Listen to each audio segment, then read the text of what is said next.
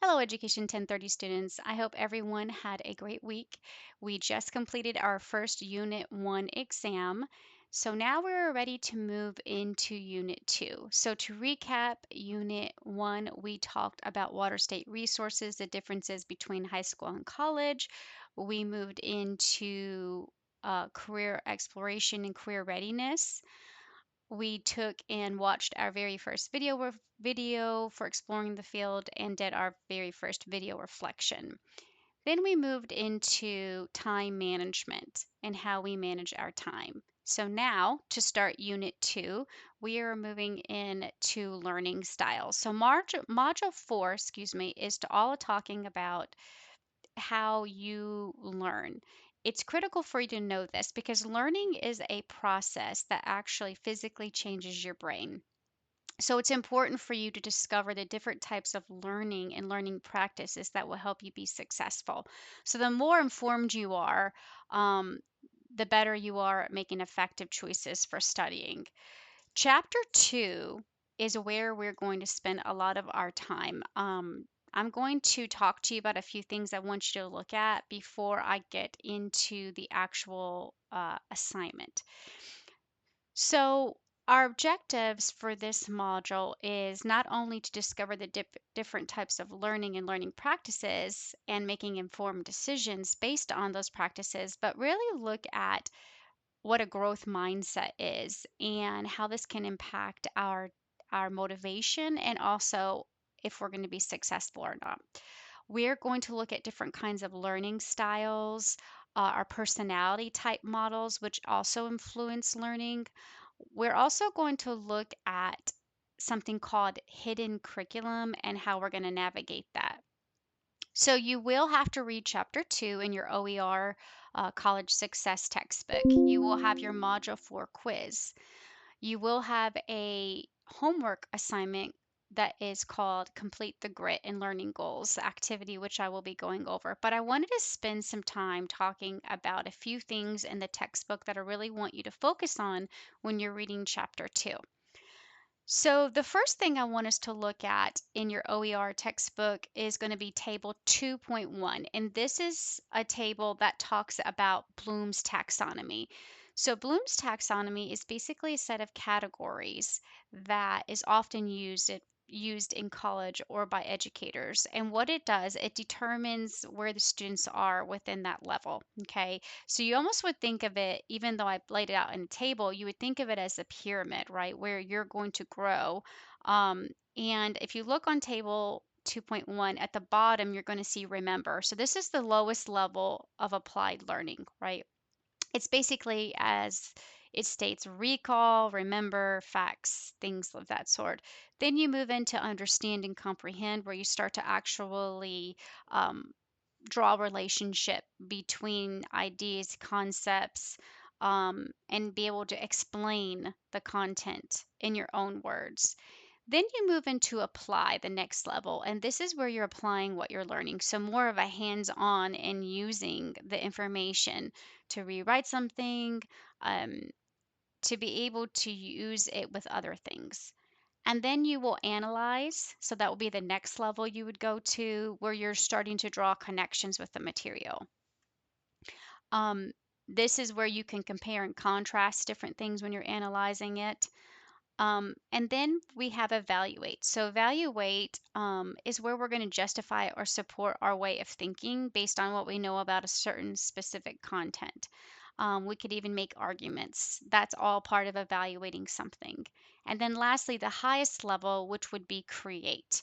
And this is where you're going to produce your own original work based on everything that you know about a certain content, whether it's composing a piece of music or writing a research paper or writing a paper about your thoughts about a certain event in time. Creating a presentation and delivering a presentation, putting together a lesson plan, um, putting together, creating a drawing. So there's lots of different things that you would fall under when you're talking about creating something. So really pay attention close to that table because it's really going to let you see where your level is. We're determining where you fall on your knowledge of learning.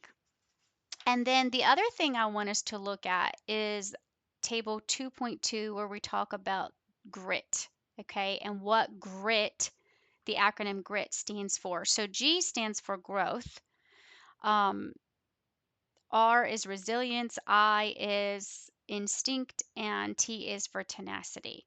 And um, there is a video that I'm going to send you that I think would be helpful for you to watch. So I will be putting that in the course content underneath the resources section.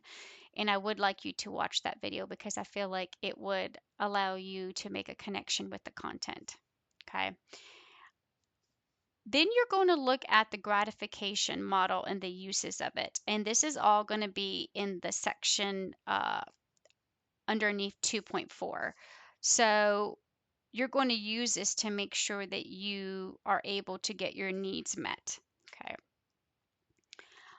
Also, I want you to look at shifting your mindset to be a more positive mindset.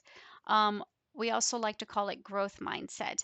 Section 2.3 really focus on that because it's going to talk to you about the difference between fixed mindset and growth mindset and how this applies to you. Figure 2.11 in your OER textbook is going to show you the differences between a fixed and a growth mindset and what that would look like. Okay. And then next in learning styles in 2.4, we're going to learn about the different types of learners. So we have what we call visual learners, oral, which is hearing. You have kinesthetic, which is more hands-on. And there's even one called reading and writing, which is R. So the acronym that you might hear someone say when we talk about learning styles might be VARK, right? So that would be something you would think about. Then you're going to go into your personality, and there's an actual assessment that you could take that's called Myers-Briggs, which identifies your type of personality.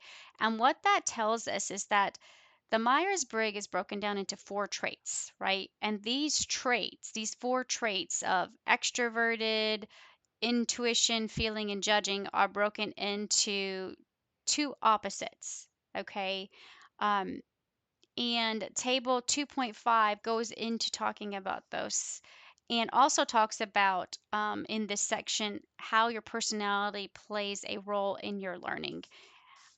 In addition to your learning style, whether you're a hands on or a visual person. So, all of this is connected. And that's what I want you to take out of this chapter is that when we're talking about your personality types and your learning, or we're talking about so here's the ones I was talking about, excuse me. Or we're talking about growth mindset, how all of this is connected and plays a role um, in your learning. And then in section 2.7, it's going to talk about the hidden curriculum. And what that means, it's going to talk about there is unwritten rules, if you would say, um, that are not communicated to you in college, and you've got to figure it out. So this section here, I would pay close attention to. And all the things I'm talking about in this video are listed here. There are links to it, or you can just look at the downloaded PDF. So here's what I was talking about when we're saying the hidden curriculum. Okay, so there are unwritten rules about what you should be doing before you come to class, during lecture or during your lab. What should you do after class? How do you prepare before class? What would that look like? This is really important because these are things that are expected of you, and we call them unwritten rules. So these are things that students who want to be successful are doing and that you're seeing. Now, how you do this in terms of taking notes or reading or making recording notes or clarifying and distractions, reading your notes, organizing, all of that is going to depend on your personality, also depends on what type of learner you are as well. That's why this is last in this section of the book because we have to know all of the things up front, like your personality, your learning, preferred learning styles, what combination are you, before we can make a plan so we can make sure that we know what's expected of us and how best to tackle the unwritten rules or that hidden curriculum, if you will. So pay close attention to that. So let's go ahead and talk about the assignment. So when you scroll down, after you read the book, you've got your reading organizer here. I also put the key terms and concepts. I really want you to always look at those because it's letting you know the most important concepts that you will be looking at, that you would be quizzed on. They're all listed here. Academic grit, what that is. Bloom's taxonomy, we talked about. Fixed mindset. What is grit? What is a growth mindset? What are learning based goals? Metacognition. Metacognition really is important because it lets you think about your own thinking. It's actually an essential characteristic of successful people and effective learning is to think about your own thinking and about your own learning, and you're learning about your learning. So basically, this whole chapter is metacognition, right? What is negative bias and how that's affected? Um, and then we have performance based goals, resilience, and then the UGT uses in gratification theory, which is more of like a learner centered approach. And this is really letting you control how you learn best, telling your instructors what you need, and take responsibility. So that is an important one as well. And again, you will have your reading organizer there for you. You won't turn those again until we do Unit 2 exam. Okay, and then the links to the textbook for Chapter 2 are there. You have your quiz link. Remember, take it as many times as you can to get the best grade. And then we're going to go into the actual activity, which is called Grit and Learning Goals activity. Underneath it will be the link to you can submit it to the Dropbox. But I wanted to pull up the assignment so we can go over it. So, for the assignment this week, we're really going back to that section in the book that talks about grit, okay, and how we can apply it to our learning. So, the first thing I want you to do on number 1 is I want you to list your top 3 learning goals for this semester and even into next semester in the spring. Now, we talked a little bit about goals when we were doing our Module 2 activity, where it asks you about what is your short-term goals. So you might can refer back to that, or maybe you want to create new goals based on that assignment. But I want your top 3 learning goals. So these specifically need to be related to Chapter 2.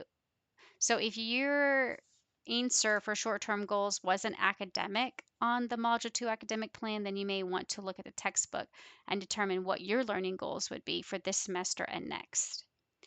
And number 2, what I want you to do is I included, an example here, but I do not want you to copy it, okay? So what I want you to do is for each goal that you put up here on number 1, A, B, and C, remember these 3 learning goals you had to write, I want you to put a number next to it. So what you're going to do is rate these 3 goals on a scale of 1 to 10. Okay, so let's say A, I want to pass my math class with at least a B. Okay, so on a scale of 1 to 10, how difficult would it be for me to pass my math class with at least a B? Okay, how likely am I on a scale of 1 to 10 to complete that goal? Now you're going to do the same thing for goal B and goal C. You're going to rate them. Now, what you're going to do is you're going to list them here again, um, and put the rating on it. So let's look at the examples that we have here for you. So A, graduating from college, that is going to be a 6. That's how difficult that goal is going to be for me to be able to reach that. Now, if you look on A, we went a little step further. We're going to write a specific way that's going to be able to help me reach that goal. Well, I say I'm going to graduate from college. That's what I put as a learning goal here on A. I rated it as a 6. Now I'm going to go a step further and I need to put how am I going to be able to achieve it? What's something I can do to make sure I can actually obtain that goal? Or and it's attainable. You're going to put graduate with a 3.3 GPA or higher in 4 years. So that's how I'm going to get that goal. And you're going to do the same thing. So let's say up here on B, I put pass my college algebra class. Okay.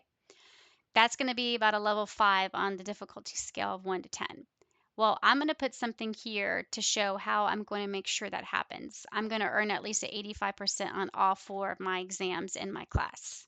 That's going to help me be able to attain B, my goal B. And then lastly, an example I gave you, say you're taking English composition. I have to do a research writing assignment.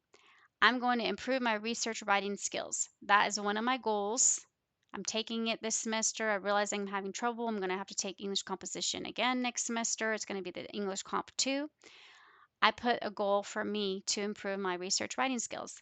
That's going to be at level 7 for me because I struggle as a writer. So, how am I going to make sure I attain that goal? I'm going to write clear, organized paper with sources. Okay. So your goals are going to have some kind of way that you specifically list that you're going to be able to reach that goal. Okay. Now, 3, you're going to always have to reflect on what we're doing. So question 3 is kind of like a reflection. I want you to write a paragraph. Okay, so think back on an assignment that you had. It could be this class, it could be any class that you've had or that you're taking right now. Think about a current or past assignment. So it could be one this semester or one that you've already had that was really difficult for you. It was not really fit to what kind of learner you are, right?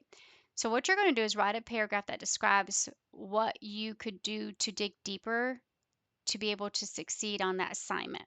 Okay. And then look back in the book where we're talking about grit.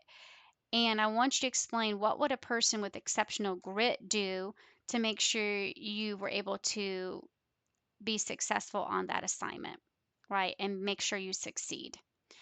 That's what I want you to do for the homework. And you're going to submit it to Dropbox. Okay, so last week we did discussion board. This week we're going back to the Dropbox. And like I said, there is a link there for you. I think the easiest thing to do really is to just hit assessments and hit Dropbox, and then uh, you'll find module 4. And remember, you have to scroll down a little bit so you can make sure you get there. And then you'll put uh, it in that box, that Dropbox. All right, well, that takes care. I'm really excited for you to go through chapter 2. I find that this is one of the most successful chapters because it allows you to really think about and learn about your own learning. It allows you to think about your own thinking, and it really tells a lot about you. And um, I think you can get a lot out of this chapter. So I hope everyone has a great week. And until next time, take care.